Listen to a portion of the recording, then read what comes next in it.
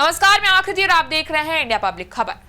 UP विधानसभा चुनाव में वैसे तो अभी वक्त है, लेकिन उसके पहले ही बिहार की पार्टी यानी कि एलजेपी रामविलास के नेता चिराग पासवान ने दलित वोटों पर एक बड़ा मास्टर स्ट्रोक चल दिया है। जहां 21% दलित आबादी वाले यूपी में उनकी नजर अब जाटवों से ज्यादा गैर जाटव समुदायों पर है और उधर पासवान के साथ ब्राह्मणों को जोड़ने वाला 3P फॉर्मूला भी तैयार है। ऐसे में अब देखना यह है कि चिराग की एंट्री अखिलेश यादव और मायावती में किसकी सियासी जमीन हिलाती है। बताएंगे आपको ये सब कुछ इस खास रिपोर्ट में बेहद ही सिलसिलेवार तरीके से। उत्तर प्रदेश की राजनीति में दलित वोट को लेकर एक नई हलचल तेज हो गई है, तो वहीं अब बिहार की लोक जनशक्ति पार्टी रामविलास भी यूपी में अपनी पकड़ बढ़ाने की तैयारी कर रही है। केंद्रीय मंत्री चिराग पासवान की पार्टी का निशाना अब खास तौर पर गैर जाटव दलित है। इसके साथ ब्राह्मणों तक पहुंच बनाने की भी कोशिश तेज है। पार्टी का फोकस पूर्वांचल और मध्य यूपी पर है और सवाल यह है कि क्या चिराग यूपी में एंट्री से किसी को नुकसान या फायदा पहुंचाने वाले हैं। मीडिया रिपोर्ट्स की माने तो 2024 लोकसभा चुनाव में सपा को यूपी के दलित वोट का एक बड़ा हिस्सा मिला था। इसी चुनाव में बीजेपी के राज्य में सीटें 2019 के 62 से घटकर 33 रह गई थी। ऐसे में अगले विधानसभा चुनाव से पहले दलित वोट को लेकर सभी दलों की नजरें फिर तेज हो गई हैं।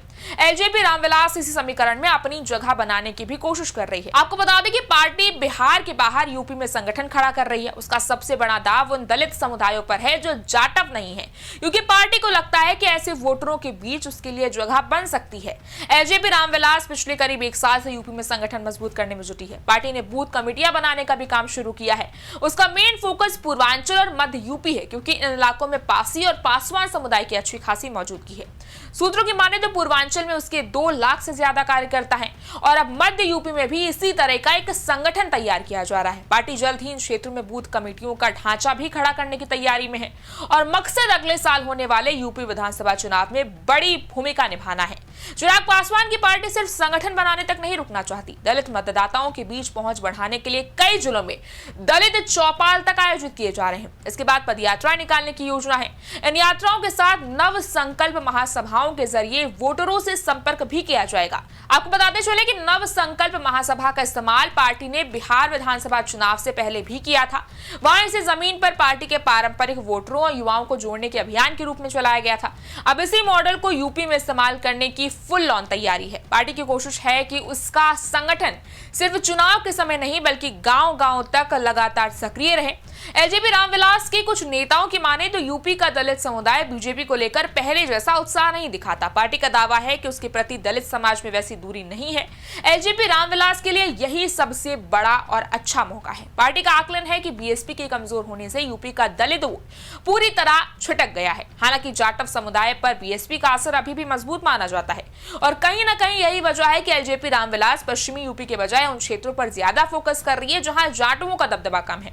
यूपी की आबादी में दलितों की हिस्सेदारी करीब 21% है, जिसमें 54% से ज्यादा जाटव हैं।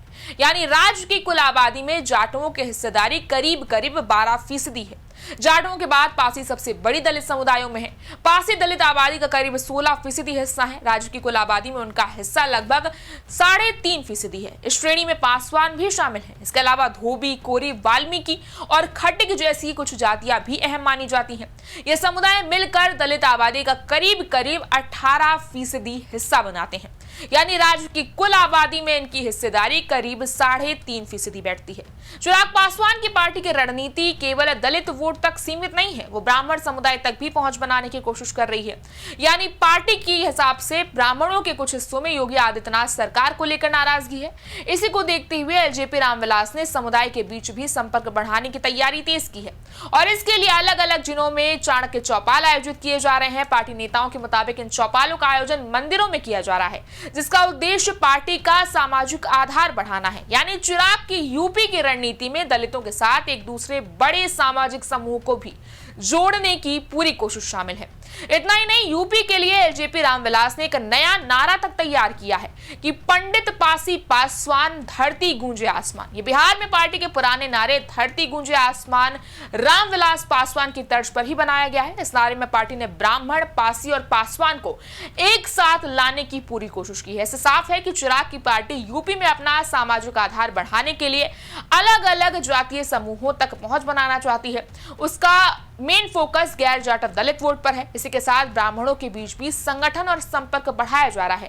बहरहाल चिराग पासवान की पार्टी इस वक्त तो यूपी में अपना संगठन खड़ा करने के चरण में है। ऐसे में ये कहना फिलहाल जल्दबाजी होगी कि उसका असर कितना होगा, लेकिन पार्टी ने जिन इलाकों और समुदायों को चुना है वो यूपी की चुनावी राजनीति में अहम भूमिका निभाते हैं।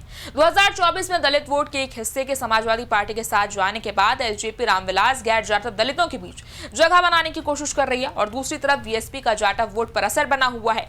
ऐसे में चिराग का ये दांव कितना सफल होगा ये आने वाले चुनाव में ही साफ होगा। फिलहाल इतना तो तय है कि यूपी के दलित वोट की लड़ाई में एक और नया खिलाड़ी अपना आधार मजबूत करने निकल पड़ा है। इस बारे में आपकी क्या राय है, आप हमें कमेंट सेक्शन में जरूर बताएं। इस वीडियो को लाइक करें, शेयर करें, चैनल को सब्सक्राइब करें। शुक्रिया।